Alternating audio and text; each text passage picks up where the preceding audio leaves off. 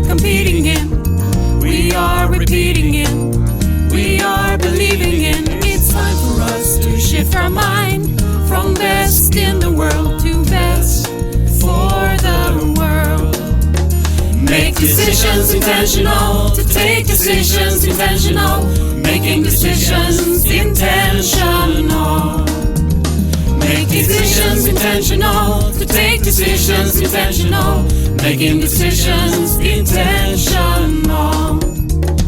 It creates a new world to mind a shift, intentionality, perceptuality, conceptuality. We are choosing to shift our mind to best for the world, best for our world.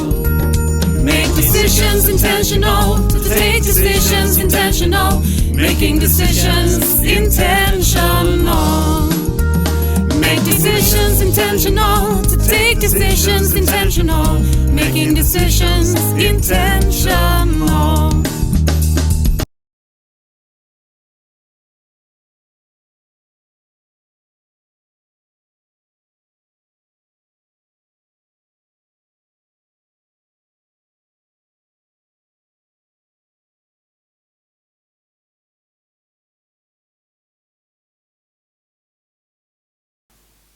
So welcome back again, and after this Earth Hour, an hour of reflection, an hour of listening to the pulse of Mother Earth, hosted by Gaia, we are now moving into the next episode or next concept of the programs in the schedule and in the tableau, and it's time for FiDE. But first of all, maybe we can turn the light on again, and please help me to turn the lights on. Okay, now we're really on. And my name is Stella Nordahl. I'm here tonight together with my friend and colleague, Mr. Jens Rinelt. I'm just going to put this on. And Jens, before we let the air to Mother Earth to breathe, you and I were having another conversation on the listening tool, and realized that we have to listen to the pulse of any organization, and why not Mother Earth? What was your experience during this last hour?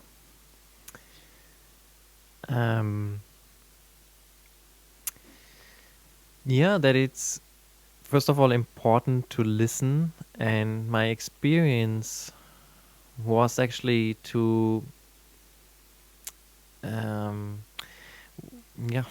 how can I say this?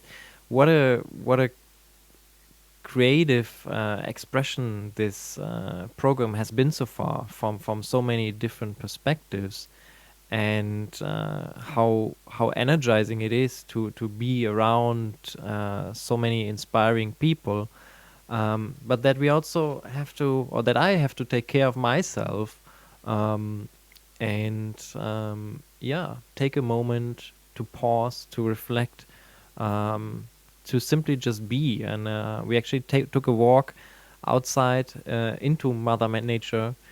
And that was interestingly refreshing as well. It was refreshing or energy giving on a different level. How did you experience this Earth Hour? How did I experience it? Yeah, we started out by turning everything down. First of all, the stream, then all the lights, and then we took all the candles on the table. And maybe we should actually, before we forget it, could you please turn it off? Yeah, turn it off. Yeah. Is that okay? Super. Thanks. So we don't forget it. That was going, I wouldn't say slower, that's not the right word, but maybe not even going inwards, that's not either the right word, but maybe taking a deep breath and letting the soil embrace the roots. That was a nice feeling, and then on top of it, I was hungry, so I experienced a good meal together with both interesting and good friends here. So that was my reflection, I guess, on the last hour. It was a nice hour also because we could leave this technical stuff and just pause for a while.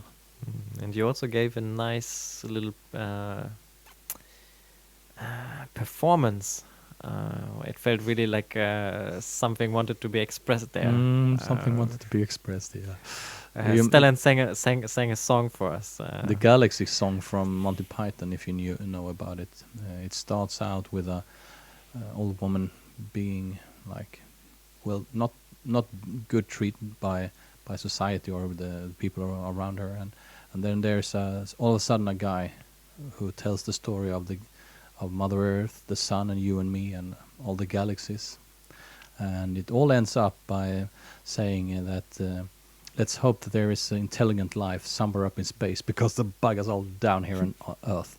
So that's a nice ending on that song, I guess. And if you want to Google it at home, it's called Galaxy Song by Monty Python. So now we're moving into this concept called FiDE concept. FiDE is short for Foundation for Intentional Decisions, but you found out yesterday it also meant something. Wasn't that right? Yeah, FiDE also means in Latin to trust. And trust is, I would say, one of the fundamental aspects that we need in the new paradigm, that we need for co-creation, that we need for collaboration, that we need in a way in believing in ourselves, in doing things that we have never done before, and having the courage, not only the courage to try out new ways of working, of living, of relating to other people, to the planet Earth, but also trusting that this will give me something, that by me giving my attention, I'm already trusting the process, trusting whatever wants to emerge. Whatever wants to emerge, that's right. And I guess it's a way of thinking ecosystem instead of ecosystem. So FiDE is designed to be a space for the ecosystem best for the world. And we are glad that there are so many people that have been watching and interacting and so on. Of course, all the co-creators during this weekend, but also all of you who are listening to the web radio at bestforthe.world, or if you're watching the YouTube stream Best for the World. And we also want to thank all the people that are supporting us, and please continue to do so, because it takes some resources to broadcast 4 days and 4 nights in a row. So please support us on Patreon, Best for the World. So that's a little bit about everything around us. Now we're going to dig deep today, but first of all, I want to recall what we did yesterday, you and I, when we were in this setup. We had very interesting, I would say, exploration of, maybe we can call it history of ideas concerning choice, or whatever it was, because it was formalized in. I can actually show the board we were using yesterday. Here it is. If you, the ones of you who were with us then, you remember that we talked about a linear model, and for those who are new in this stream, and this is the first occasion you see this, it's more or less an ordinary Western worldview, where we have a physical pole and a mental pole, and they are separated. So we we believe in this worldview that there is an outer objective world, which is the one that we can measure, and we then have some kind of an inner subjective world that is experienced only, and it's not measurable, So that is all stemming from a thought a man had in 300 years ago, a man called René Descartes, saying that the only thing I really can trust is that I'm thinking. So I think, therefore I am, and which means that it gave rise to this duality, the Descartesian duality, and separating the inner and outer world made, I would say, at that point maybe not a problem, but it became a problem as the industrialization came along, and the machine was so efficient in the outer world, the measurable world. You could measure, but you could also make it efficient. So going back to this picture from yesterday, there is a green line going vertical between thoughts and behavior. So on the left, on the mental pole side, we have beliefs, and then we have thoughts, and then comes this distinct green line, and then we have behavior, and then the actions where we interact in the physical pole. And this separation then in this linear model made the machine efficient. So the efficient machine was on the physical side of this linear model, saying more or less that the so-called inner world was, I wouldn't say useless, but not of much value. So we concluded yesterday that we have behavioral science on the universities, but there is no fantasy science. And then there was also, we ended up later on by having an alternative definition of the inner and outer world, where the inner was the dynamic and the outer was the static. And then you realized, Jens, or I was drawing it, and you held out the other green line. Maybe you could say something about the other green line, and I can show it on what I mean. Yeah, so the other green line represents basically a division between in the beliefs, in the thoughts, and in the behaviors. So what it means is then that beliefs can be dynamic at some point, and at some point they can also be specific. Thoughts can also be dynamic, and they can be specific at some point. So the example we had for that yesterday was if you think about innovation processes, for example, you have a lot of idea creation. So that is the dynamic side of thoughts. And then at some point you decide for one specific design criteria, and that makes the dynamic thought specific.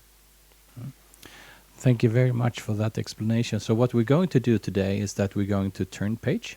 So while I'm turning page, maybe you can give me some instructions in a non-linear model, and we can elaborate on that together. So I will very soon now turn this page from this linear model. But before we do it, I would say that the last green line that we were talking about, between a new definition of an inner and outer world, the dynamic and the static, it could be the bridge to what we're now going to experience as we turn page. Yeah, and maybe we have really listened to Mother Earth, because she has given us a symbol, a metaphor basically, that is naturalistic.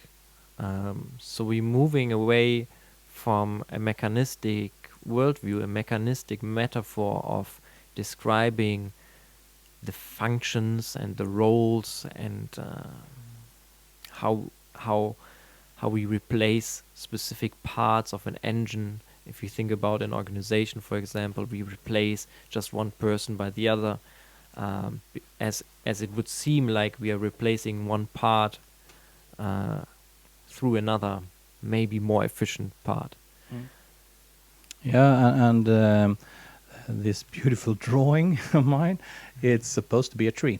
And when you look at a tree and when you start drawing a tree, I've been doing this exercise with so many people the last 10 years, maybe not 10 years, but maybe 7 years, I guess.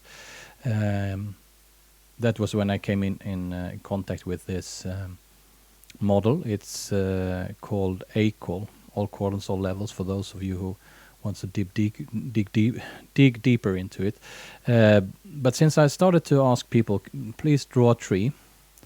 First of all, there are a lot of people who are like, oh, I don't know how to draw a tree, and I can't draw, and so on. And then my explanation to that first, what should I say it? Hinder in drawing a tree is that we stopped drawing when we were 5, so that is why. But this is not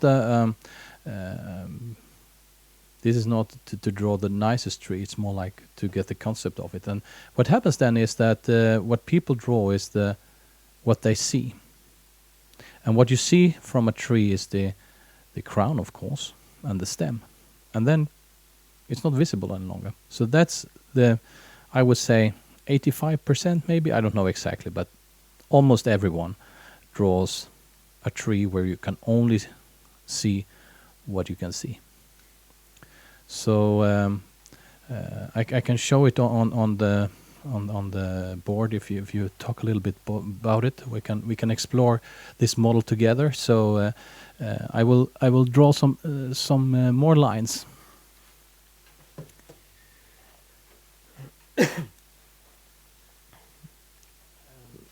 So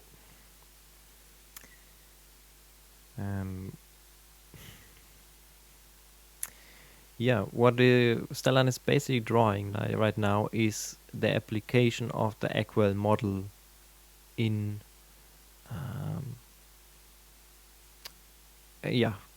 how can I say, categorizing the tree into 4 aspects. On the left side, the person or the individual, let's say the personal level, and on the right side, the organizational or collective level. Yeah, and when people draw this tree, they only draw the upper parts of it. So we can call that structure. And when they have drawn this first part of the tree without realizing that there are more, I ask, how big is a tree? How big is a tree? And for those of you who have experienced many trees, you realize that it's varying. It's varying from tree to tree. There are a lot of things that it can depend upon. How old is this tree? What type of tree is it? What kind of soil? And then you realize, soil, oh no.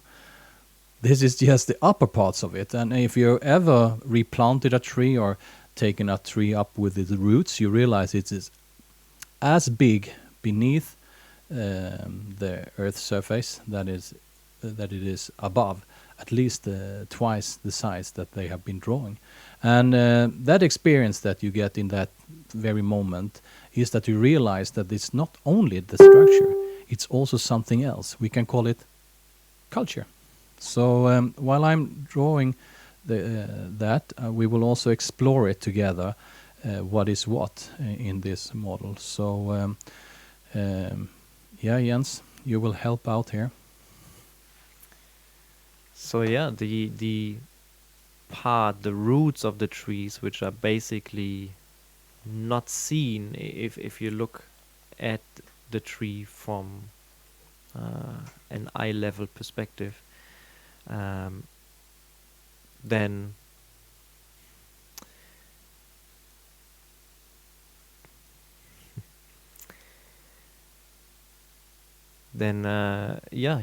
you're first of all missing half of the picture, like Stellan said, and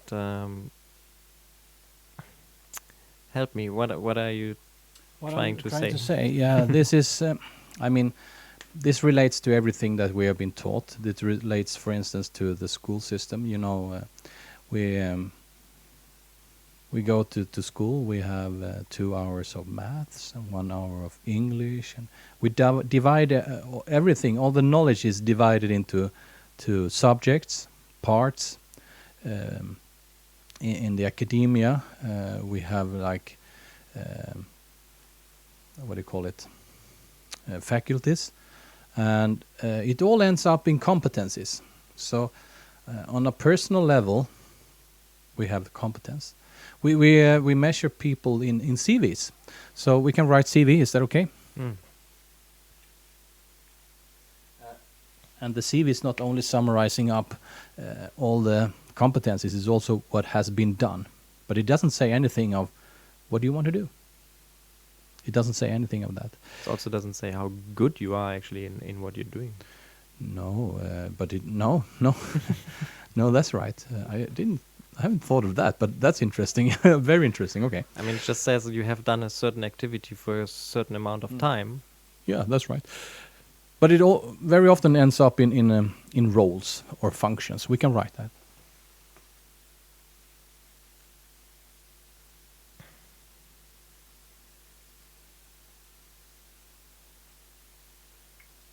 So what we see now is the upper left of this model. We have the competencies, the CVs, the roles, and the functions.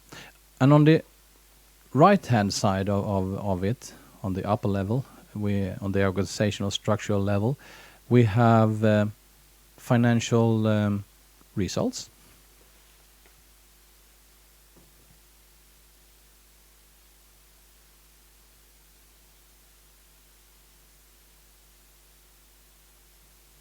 You also have organizational organigrams. Organigrams, which is trying to describe the organizational system. Take a trying to make a snapshot of which is the typical pyramid view of one person at the top and a lot of people working at the bottom. Yeah, okay. So the organizational charts. Exactly. I wrote schemes, but charts. Okay, I rewrite it.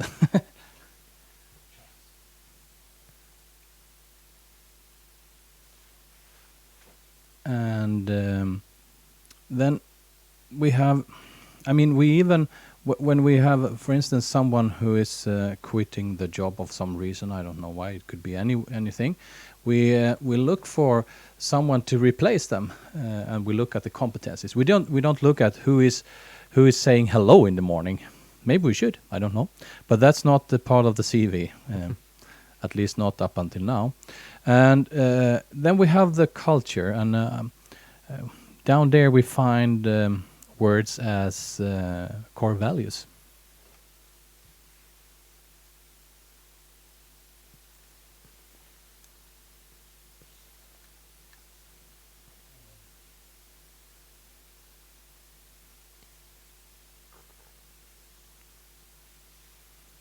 Another word, shared vision. Do you have more words on this level? Attitudes, maybe?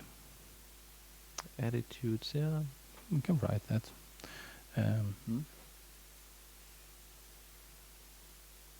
I was thinking of work climate, like a feeling of like how does our culture feel like? That was what I was looking for. And then on the left-hand side, on the personal level, beneath the surface, we have words as personal values, for instance.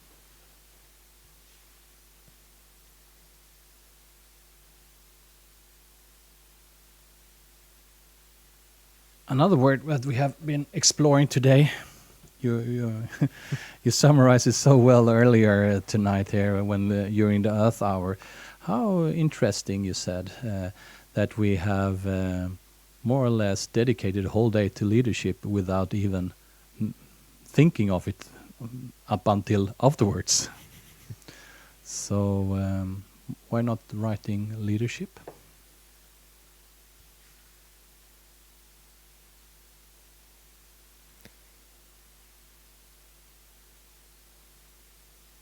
I think what I was referring to was the intuitive way of making sense of the word. And there are also different ways of how you can make sense with your body, with your mind. and with your intuition. Yeah, those are of course just examples. What is interesting in this model is first of all that what we have just realized that not only what you see exists, there is more than what you see. And some people that I meet, they say, okay, so this is like the iceberg. No, I say then, because the iceberg is cold and it's huge and it's not alive. So this is an organism that is alive. So there is a lot of life, and let's see where the life is. First of all, when working with organizations and people and so on, you realize that a lot of organizations. We talked earlier today on this listening to the Pulse of an Organization program. I recommend it to you if you haven't heard it yet. How things are connected. So how they are congruent or not congruent. I would say first congruence. There is a big congruence here. I can write that.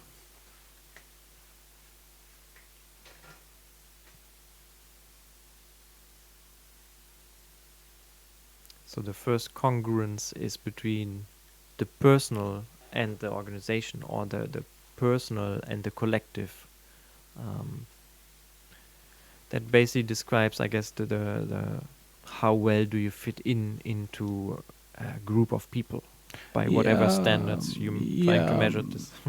Yeah, definitely, and on a competence level then. Mm-hmm. So if you're, for instance, I don't know, but if you're, let's say, you are a physician and I'm a mathematician, or whatever it is, we can't have two of a kind. No. So we have to have different competencies, right? Different skills. Okay. So this is more or less this arrow, and if it's congruent, it exists, the arrow itself, and if it's not congruent, it's very thin or not related to each other. But most of organizations that I've been working with the latest 10 to 12 years are very often they have worked on this congruence.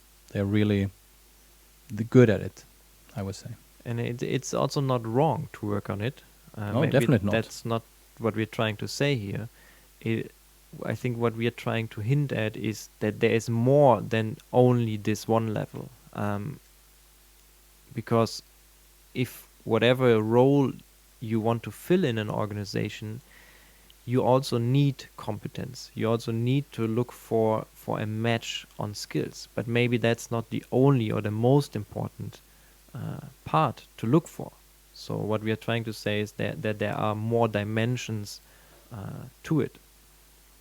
Yeah, and what I'd drawn here was the next possible congruence, and that is on the organizational side between what you say and what you do. So if the culture is what we say and the structure is what we do as an organization, that's that arrow, the second arrow here.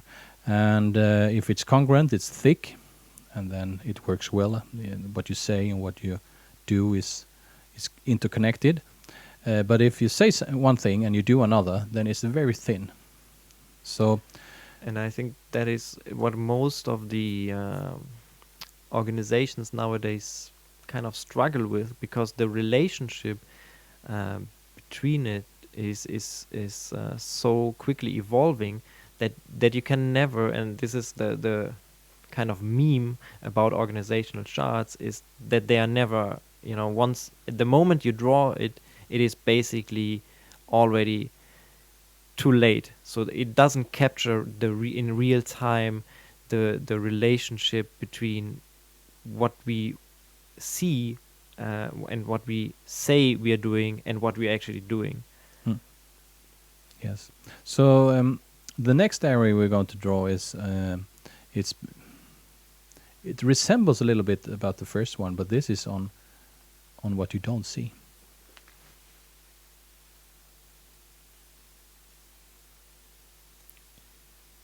How do personal values match with values of the organization or the society you're in? Yeah, that's right. And what happens here is that as we don't see it, we can't value it, right? Or at least it's not measurable. So we have no measures, basically, on this, and if we try to measure it, we probably end up in measuring it in the wrong way and getting externalities from it. I don't know, but here I see that we can call it a problem. It's not that you don't do those two things. You send people on leadership courses and leadership programs or development programs, and they go away for I don't know, a time period of days, weeks, even months. So, and there are also some big programs for over a year and so on. But most programs maybe in a week or something like that. And when you come back, you face an organization which haven't got the insights that you got, and maybe not even the will to change. So it's what you're saying here is that the most training programs are actually creating more dissonance. No, not actually, but it brings it up into the air. It puts the fish on the table or whatever you call it. So I mean, it's there already. It's not like that you create your personal values when you go to a leadership program. It's more or less that you explore them. So I wouldn't say it creates the dissonance, but it maybe puts the finger on it. Makes it more obvious, yeah. So what happens here then is that when you send someone on a program, they want to emphasize something and they want to create some insights, but maybe it's not the insights that you need. So maybe you should have a bigger congruence in the organizational culture and the leadership programs or the development programs and personal development that you're sending your employees or people on. Yeah. I don't know exactly how to solve this, but it's interesting. This is what I was thinking of, is if you send people to leadership trainings, you put them out of the context, try to learn or teach them a specific competence, and then try to put them back into the system, basically. And this is where I feel like there is more incongruence than there was before, or it makes it more obvious. So one way of looking at this could be to work actually with the system, with the organization, or together, individual and the team level, for example, hand in hand. So have I do agree.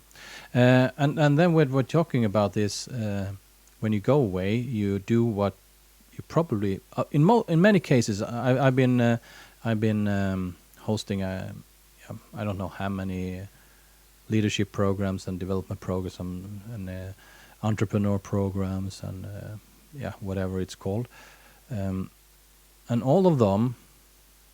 I mean, it serves a purpose there, but very often it's the first time a person reveals to him or herself the inner thoughts, or they express things that they haven't expressed yet. I can draw that arrow.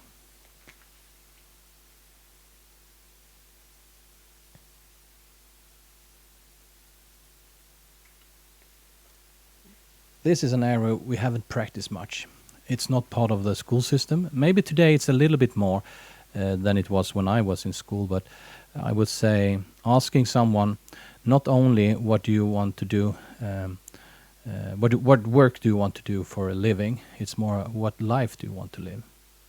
What dreams do you have? What would you say is your purpose? What do you value? What kind of things is important to value? The dreams you have, how do you dream them? Do you dream them as lucid dreams?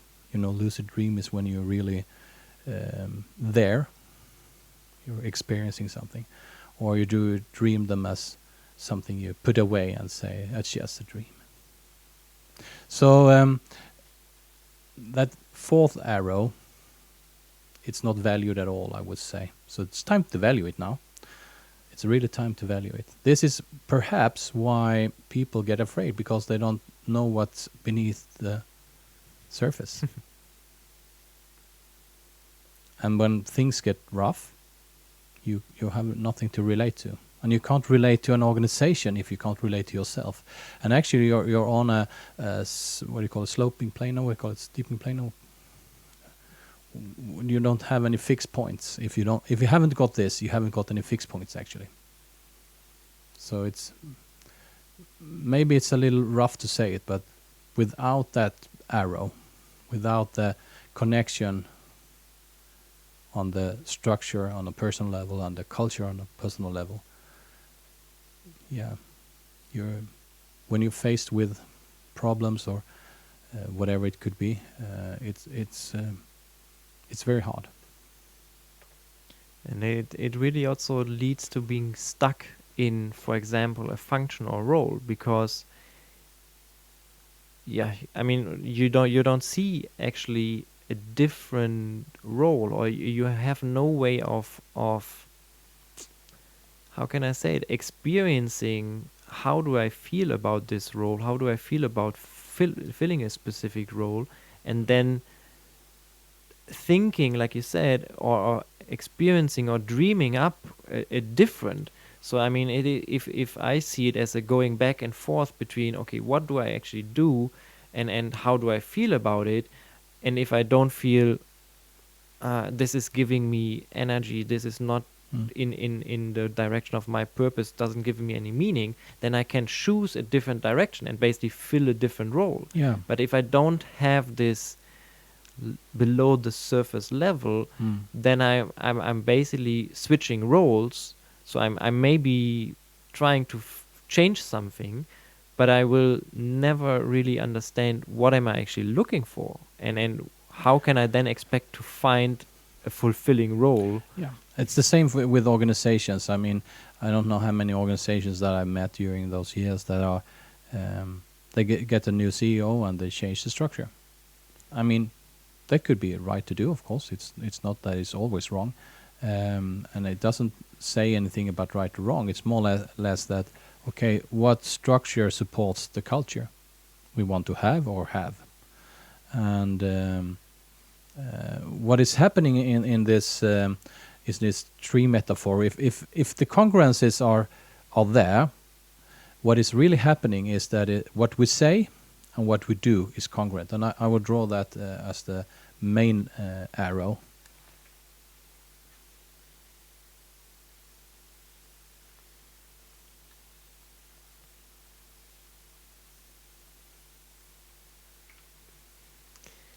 It really reminds me of integrity, especially when you draw it like this, like a backbone of the tree. Being, as you said, integer to what you say and do.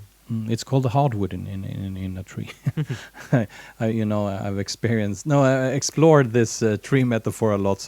So it's very good to have the tree metaphor, not only to be able to talk about those various words and so on. It's also because the tree metaphor in itself gives rise to a whole new language of talking about life. For instance, in what soil are we planting this tree or having this tree? And when we focus on something, we actually give it energy, or what do you call it? You're giving it. In Swedish we say näring. I don't really know the word.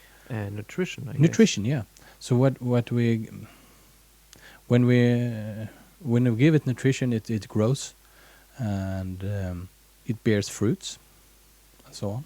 And the fruits are the results. That's easy to see. The fruits are the results. You can even use the term low-hanging fruits. So we have words going in this direction already. So if we use more of those words, we find that if you have a very small root system and it gets windy and it gets rough, it's very easy to fall off. So and I think that's what we are seeing right now in times of coronavirus, in times of chaos, is exactly what is happening, that the observable parts of a person, of an organization, gets shaken. The tree basically gets shaken in the crown, and as you said, because they are not as deeply rooted, the tree falls or the tree is blown away. But if you have really strong roots, then the storm can be as strong as it wants to be. It doesn't really bother you because you are strongly rooted. Yeah, I agree on that. I have another example yeah. because you have put the financial results in the top organizational part. And then if you use the language of the tree, it is basically the apples. Let's say the that fruits. the fruits that you're trying to earn. But what do you do in order to grow fruits? You don't do. How do you make apples grow bigger? You tell them. No, I don't know. Yeah, it's. I mean, you're feeding the roots, right? Yeah, definitely. I was You're just giving, kidding. you're planting the tree in a nutritious soil. It's not that you're trying to. I can't even describe it, but you're not pulling on the apples so that it grows bigger, but you're feeding the soil. Try to threaten them. Yeah, scream at them maybe. Yeah. Maybe they grow faster. Yeah. Grow faster. Stupid apples. So basically what you're doing is you're feeding the soil, you're nourishing the roots, and thereby you're giving was the word I was looking for. Thanks. giving more energy, and that leads to more bigger fruits in the end. So now we have another way of describing the, what shall I say, a system. Instead of separating it, because the tree itself doesn't.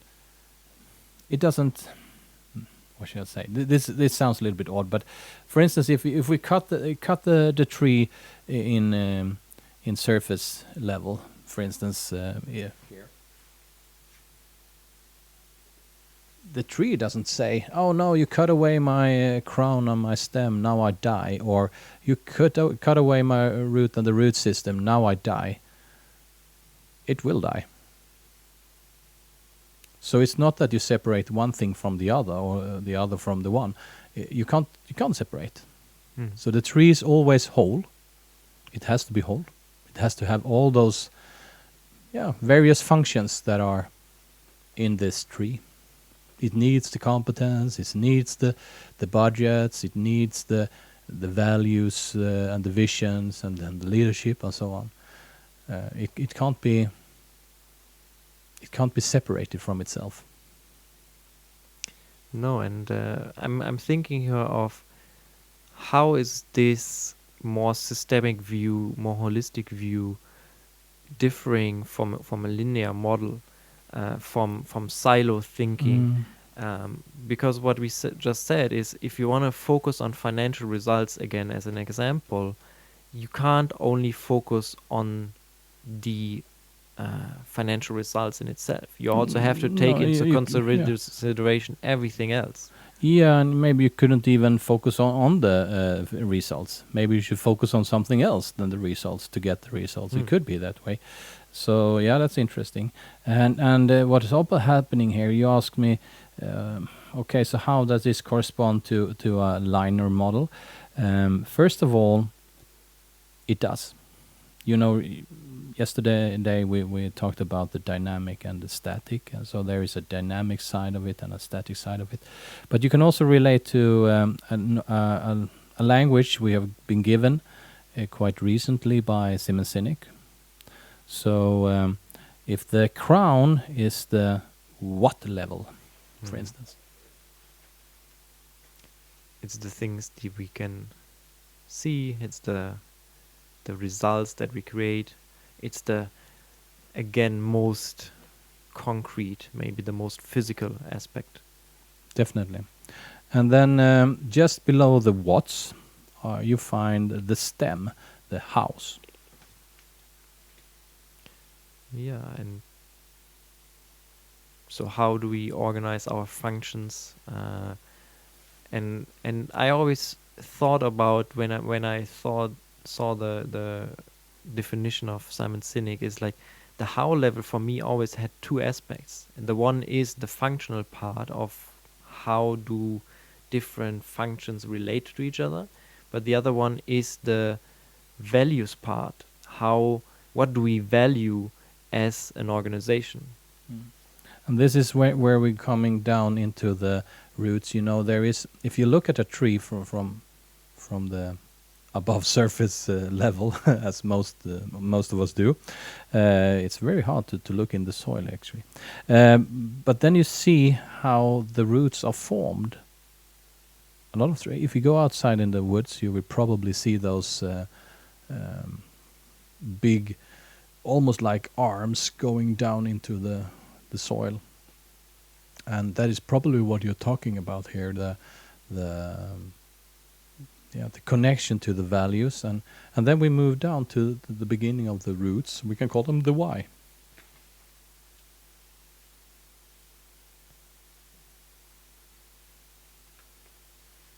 And this is the language that you're referring to. That I think Simon Sinek has been one of the most outspoken persons to give us this language with the three golden circles of what, how, and why. Yeah, and he gave a TED talk. If you haven't watched any TED talk, that's the first tip. Go into TED.com, and there are plenty of they call it ideas worth spreading. And in 2006, Simon Sinek gave a very famous TED talk, one of the most watched ever. It was called "How Great Leaders Inspire." And it was also connected to a book he then wrote called Start With Why. So talking about fruits, for instance, if you start by focusing on the whats, you won't get any results. So what Simon Sinek says is it's not just that you have to describe the why level and the how level. You have to start with the why. You have to start with why. And to be able to do that, we also see that there is actually something that is even deeper than, and that's the whole root system. The whole root system that is feeding the whole organism called the tree. So we write roots.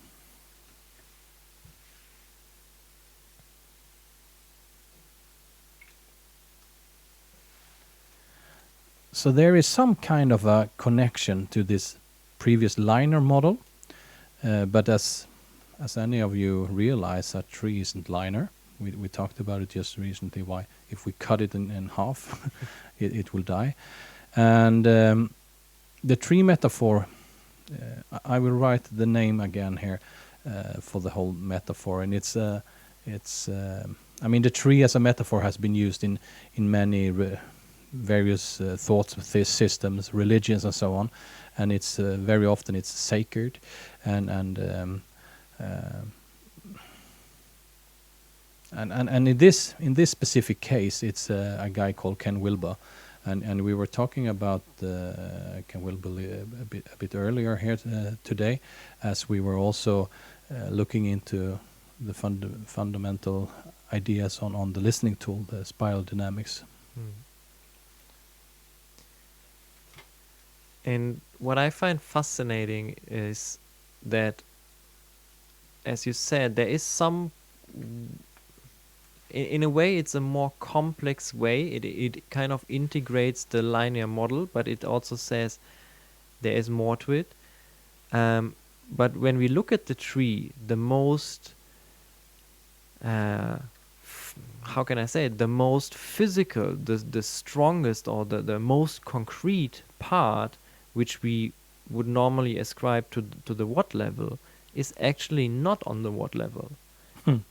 It is actually in the roots, because this is where all the life is created from. So the most concrete is actually in the most unconcrete. Isn't that confusing? Yeah, that's very interesting. Yeah, and we were in the previous program here with Mary Appelqvist. We were talking about together with a woman called Agneta Bergholm. Yeah, Agneta. We talked about Mother Earth, and when doing so, we also realized that by not valuing Nyholm. Nyholm, yeah, that's right. Thanks. Sorry, Agneta. First time I met her, actually, so I hope I'm a little bit... And that was on a phone call. on top of. Yeah, so when we... What should I say? Don't value what is...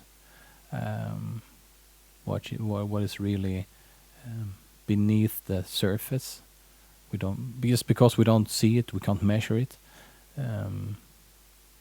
At the same time, we don't bring the right nutrition or the water or the energy to this root system. So that's more or less an effect by... I mean, a lot of people, they complain about the system and they say, oh, the system makes people hit the wall and the system makes the planet suffer and people suffer and so on. And I say there's no problem with the system. It delivers what it's supposed to deliver. So as long as we build systems that only value what can be seen and measured, then there will be a delivery on that. Yeah, as simple as that. Every system that we create, every system that is created, delivers exactly on what it is designed for. Yeah, exactly. So, but what you can realize then is that we can change the system. And this is where we go from this model into the next model, if that is okay with you, Jens. I'm all up for systems change, so... Okay, so again, shall I turn the page? Turn the page and show us the next model. Okay, so everyone remember. So what I'm going to draw here is, first of all, a tree. Is that okay? I thought that we had this already on the previous slide. But I think what you're drawing is not one tree, but actually... Yeah, we start with one.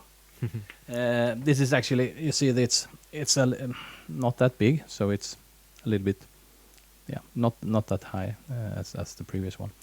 The interesting thing with this tree, I was giving it a little bit surface first, of course.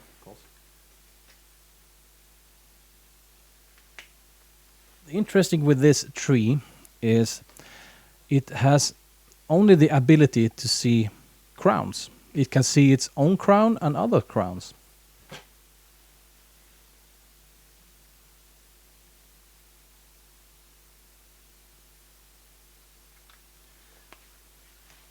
That means that the only thing that this tree can see is crowns, but it doesn't mean that it hasn't got a stem and a root system. It has all of it, but it can't see it. So it's not conscious about stems or roots and root systems. And then next to this tree is another tree. And let's check that one.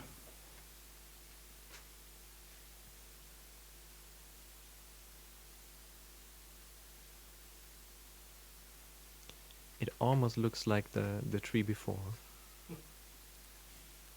Just almost.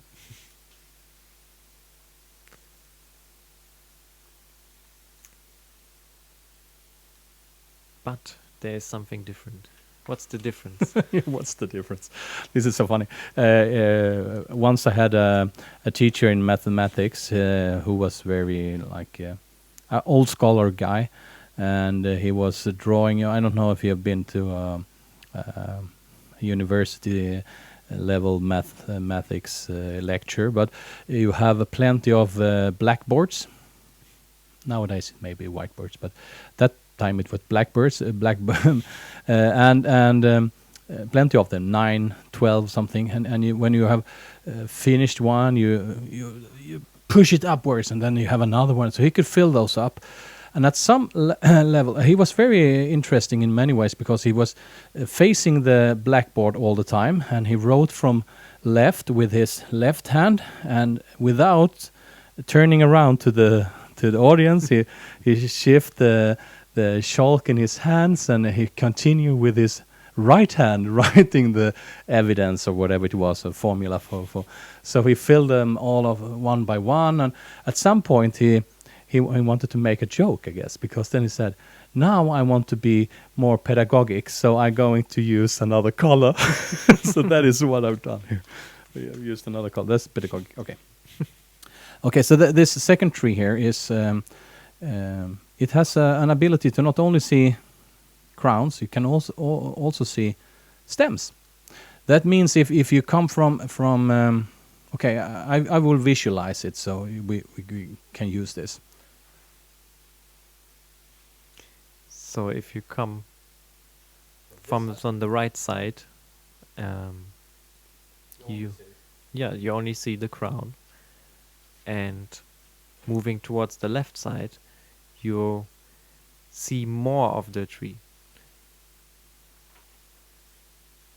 So the interesting thing here is that moving from the left side means that if you have the ability to see stems, you can also see that the other tree can't see its stem, but you can see it. So you see, and now just for easier language, we'll put in the what, how, why, and roots, so we have those again.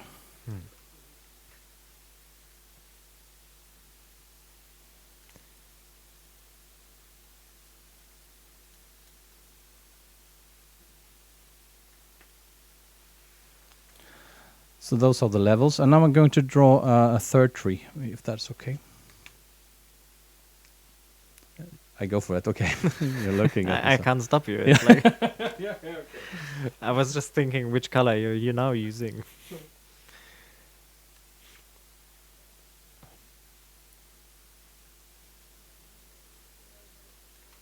So this tree has even more color. And in what it represents is basically that it not only can see the what level and the how level, but also the why level. Yeah, the beginning of the roots. And again, if we move from right hand side, I can show you what it means.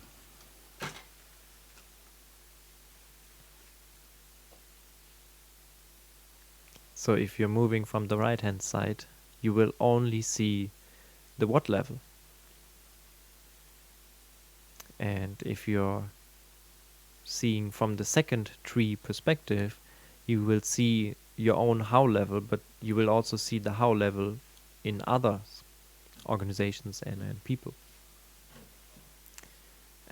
And on the third perspective, if you're looking from the why level, you will see the Y level in other organizations, but you also, or people, but you also see that the other trees, basically, they are not seeing this level.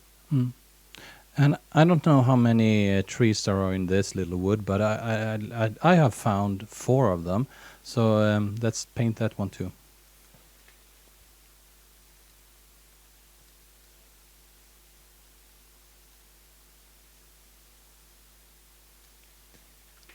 So the fourth tree has a what level, a how level, a why level, and a roots level.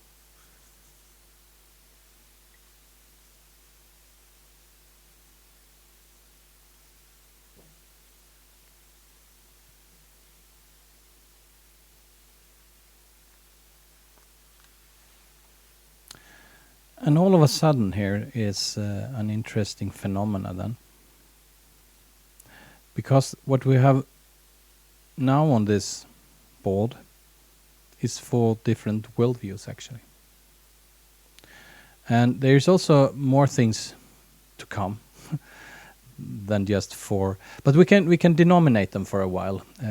First, the first tree we draw, we can call it the physical me.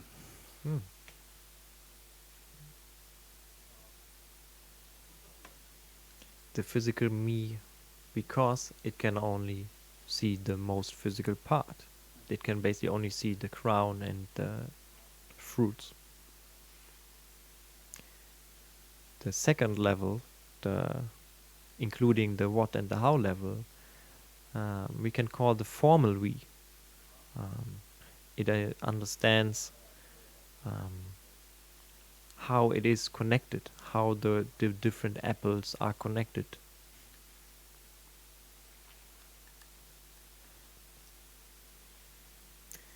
The third level, which includes the what, how, and why, is the creative together. Why is that? Because it basically allows us to work together by identifying what's our common purpose. And the last tree is including all the 4 levels, and it's the conscious united tree. So there are 4 worldviews in one picture: the physical me, the formal we, the creative together, and the conscious united. So they have different abilities. The physical me can only see crowns, the what level. The formal we can see both crowns and stems, the what's and the hows. But then something is happening, because this is on the how can we say, the measurable side of the tree. So there is something happening here. We can draw a very thin line, just to have a line, not as drawing a line, but just to remember something.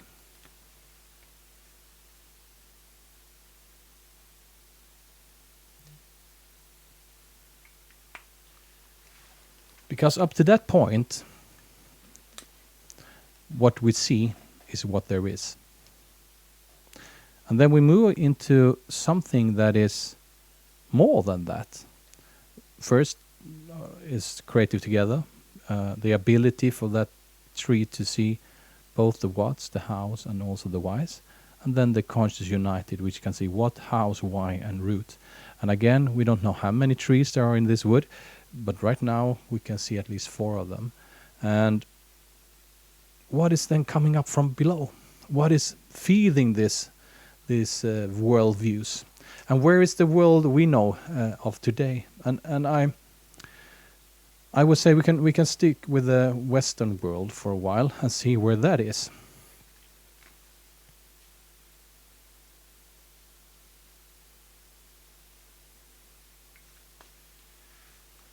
I don't know if that's even visible. I will use a little bit more color.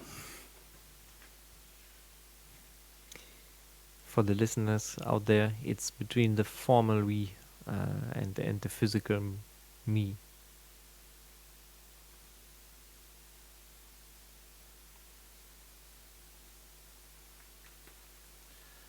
And what is actually feeding up from below is the machine metaphor. So the machine can only see what is above, what is measurable. It can be given instructions. It doesn't have any life, but interesting thing is that it has life, but it can't see it. In some way, it's a little bit odd. So there is more than what you see, but you can't get a hold of it. You can't reach it. You can't use it, or it's a very limited causality actually. You have in this part only causality in the what's and in some reasons of the hows.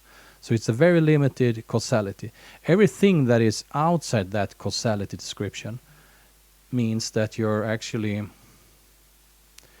we can call it chance, random, magic. Could you say you know that the machine runs, but you're not really sure why it runs? It could be a good way. I mean, you can fix some parts of it. You know, like if you're in your direct surrounding, if there is something happening, you know which parts to look at. Yeah, definitely. And in this worldview, your life is supposed to be lived again from outside in, even if we don't use that in the non-linear world. This seems to be to be linear, because when you look at it, you can't see beneath the surface. So it seems that it's linear. So the linear model we had before fits totally into this worldview. And you're supposed to live the life from outside in.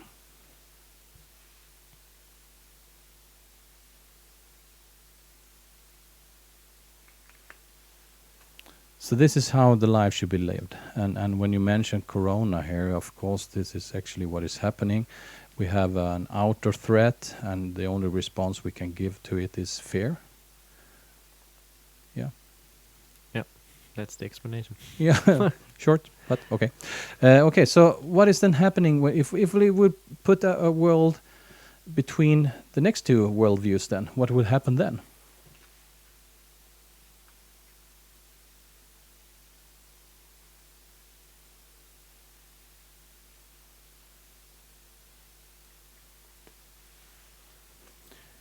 Well, the first thing I would say that happens is that you get another causality, another theory of causality.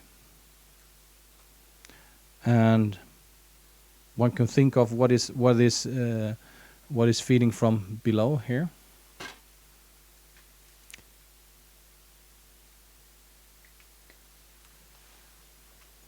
What is the root metaphor for such a system? And I would say the best one we have is already on the board. So let's put up the tree.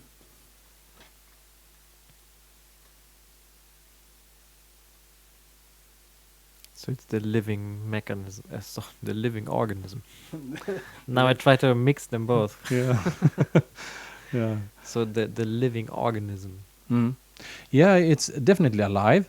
Is it conscious? Is a tree conscious? I would say when I try this out for the last half year to put the tree, and I was a little bit worried about that. Is this really a good metaphor? Yeah, I believe it is, because already when I mentioned it, people say, yeah, but now we know that those trees there in the woods, they're connected to each other because they talk to each other. We don't know how, but they do. It's science that says say that you do it. And when a scientist says it, it must be true, right? So actually, I believe that we can count for consciousness in this model. And of course, if there is a fifth or a sixth tree, we can change the metaphor. Maybe it's not a tree at all. It's something else. We don't know. Mm. So what is... you already hinted at it. What is the difference between those trees? Why do some see only the crowns and then some see the roots? Yeah, as we in this on this board we have written machine metaphor and tree metaphor. So the machine metaphor has been the dominant metaphor for societies, organizations, and people the last 150 years. So when we had separated the world into an inner and outer one, the outer world was dominated by the machines. The industrialization, it was extremely efficient. It brought wealth to a lot of people, and specifically it brought wealth to those who owned the machines and the industries. And of course, if you would choose between believing in an outer world or an inner world, it's easy to understand that a lot of people could easily see themselves in an outer world. It was easy to relate to. You could measure it. You can by height or length or depth or weight or whatever it was. But I think what I was looking for is like, why is there a difference? Why does one tree differ from the other tree in perceiving a different or different aspects of the tree? You probably have an answer you're looking for, so maybe you should just say what you're thinking of. What I'm thinking of is that there is, even though it's not linear, but that yet you can see there's an evolution from the right side to the left side. And this is something we touched upon yesterday. You can say it is in some way time-wise perspective. It's a historic evolution of ideas. And it's also, from my perspective, a growth in perception. Yeah, at some level I totally agree, and on another level I totally disagree. Because, okay, so let's start. You were born. Okay, so where are you? On the left-hand side. And then we have a machine metaphor, so we are taught a system. I mean, we even educate in batches. So, what is your data production? And 10 years later, you're going out on the other side. Of course, then you have been taught something, and there are words for this. Of course, people have been studying this for many years, and philosophers of all age of all um, um, in all centuries and all times have been talking about this, and yeah. What was I going to say now? I was going to say that. So you basically said that we are starting on the consciousness united. Definitely.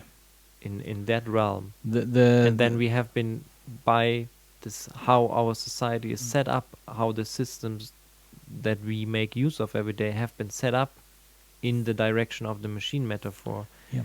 And that is how we learn or get accustomed to habits, to ways of working, to ways of being and living our lives that are more aligned with the machine habit and machine perception. That's right, and the word or the term or concept I was looking for was the continuum concept. A scientist called Lidloff.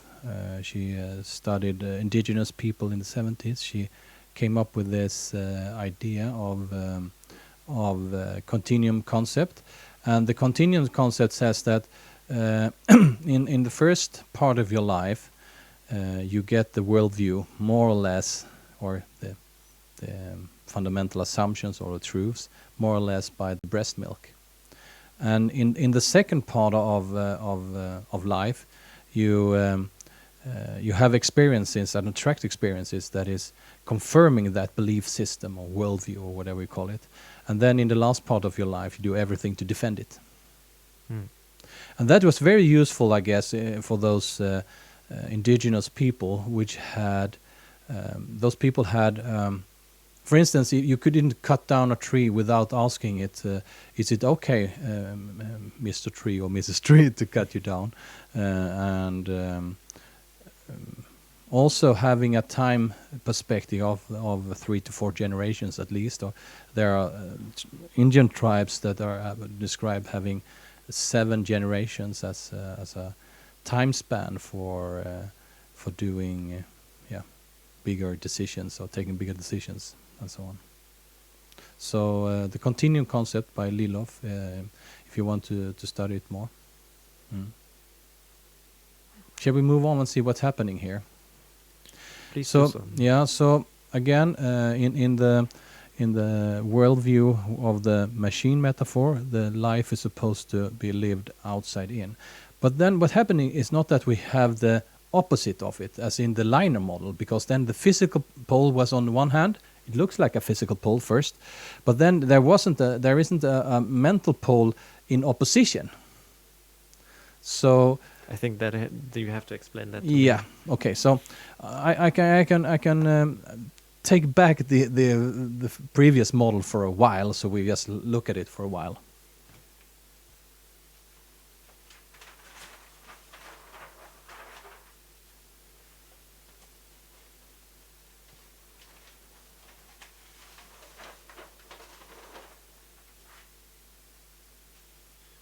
So this is where we started out today with this linear model.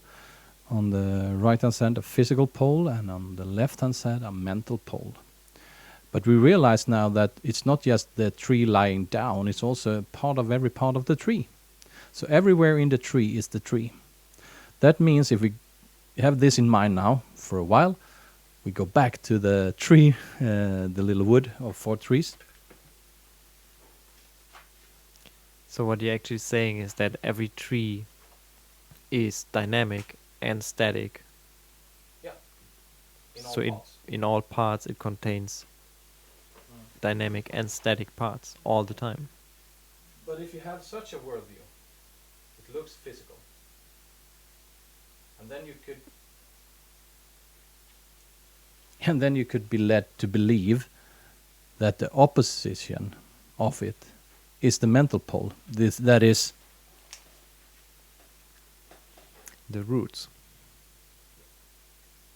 So which stand which Yeah, it yeah, seems yeah. like in opposition. It like seems as in opposition. So, for instance, if a person in such a worldview as the Conscious United, for instance, talks about core assumptions that you can choose what worldview you have, that the beliefs that another person has is just something that is decided upon at some certain point in that person's life or in that system that the person lives and so on. It seems like very odd, of course, and also experiences on that level. For instance, you talk about maybe insights on a deeper level. You can call it spiritual or revelations or anything like that. That is something that doesn't fit into the physical world, and then for the physical me, it doesn't exist, and is more or less in opposition. So that also means that if we have systems as we have in the machine metaphor worldview, we have systems that are not telling the story of spirituality, for instance. It's not telling the story of dreams or the fantasy, and we started out saying there is no fantasy, what do you call it, as a subject in the schools or on the university level. You can't like take a course in dreaming.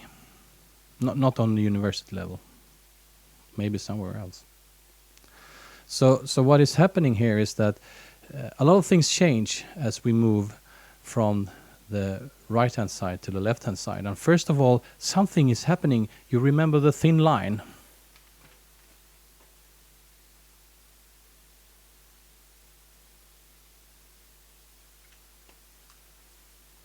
Something new is happening there. It's not just that it's outside in, it's also a start of something. And moving into the other worldview,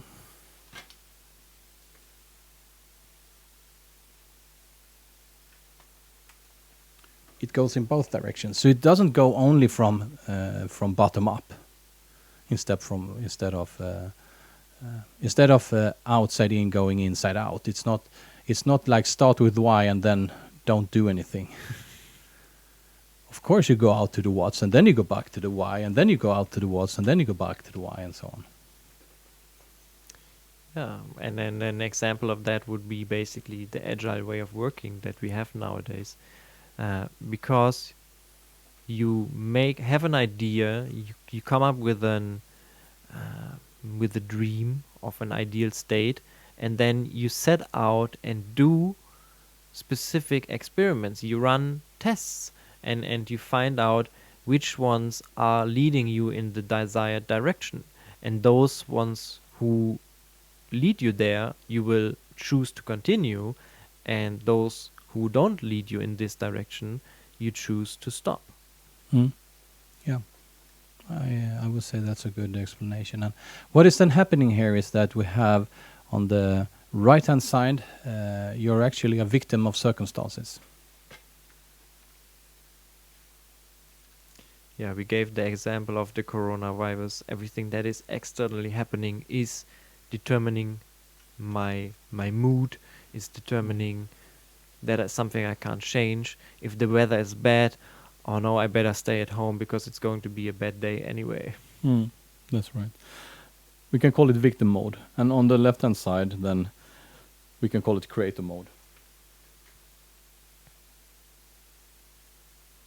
And creator mode, because you can choose how do you want to respond to.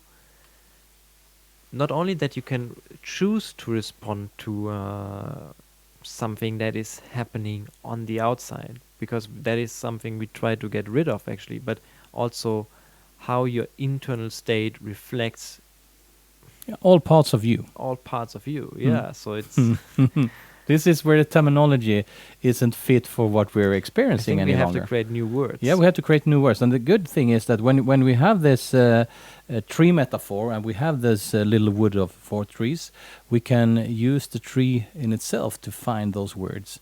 And so we probably will come up with new words for experiences we can have when we are whole instead of separated. And what happened here is that you are actually a creator of possibilities. And this implies something which is not implied by by this drawing. It's actually the fundamental assumption for the intentional decision model, and that is that there is always a choice. So it's a choice to make either or. So you can choose which is your preferred direction.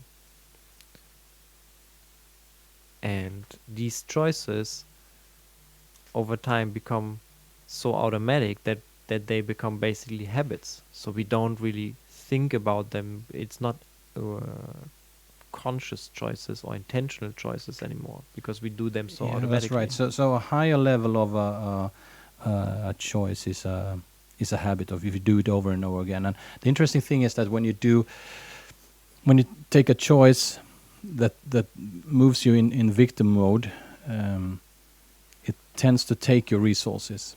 So, but I suggest here, Jens, as we are having so much new material here, that we will pause for a while. We can pause 24 hours or something, and come back to the next FiDE broadcast, and maybe we can dig deeper into the ID model, then the intentional decision model, which stipulates that there is always a choice.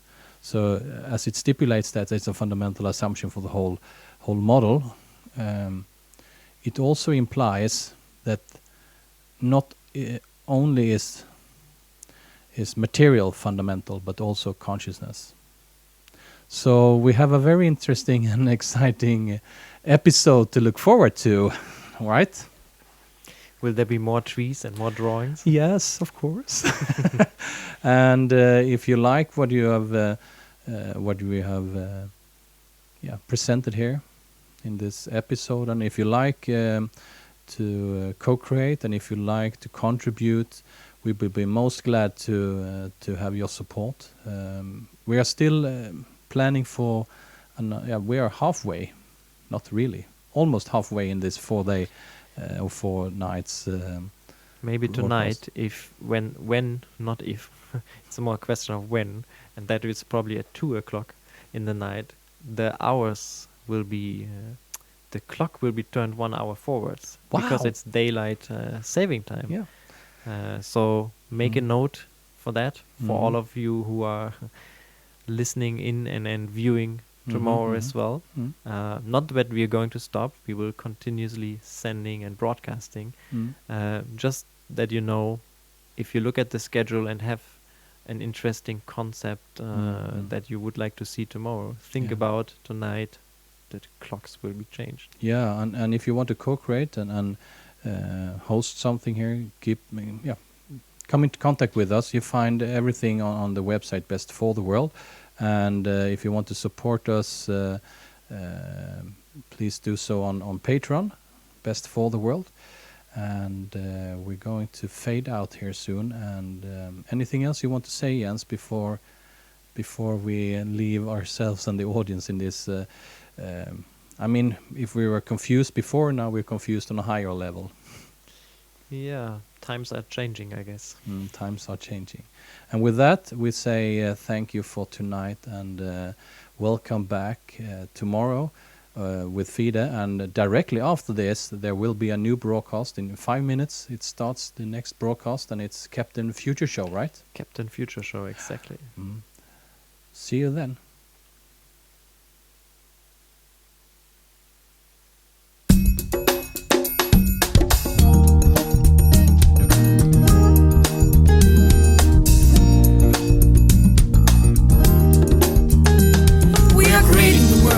Living in, we are competing in, we are repeating in, we are believing in. It's time for us to shift our mind from best in the world to best for the world. Make decisions intentional, to take decisions intentional, making decisions intentional. Make decisions intentional, to take decisions intentional, making decisions intentional. It creates a new world to mind a shift, intentionality, perceptuality, conceptuality. We are choosing to shift our mind to best for the world, best for our world. Make decisions intentional, to take decisions intentional, making decisions intentional. Make decisions intentional, to take decisions intentional, making decisions intentional.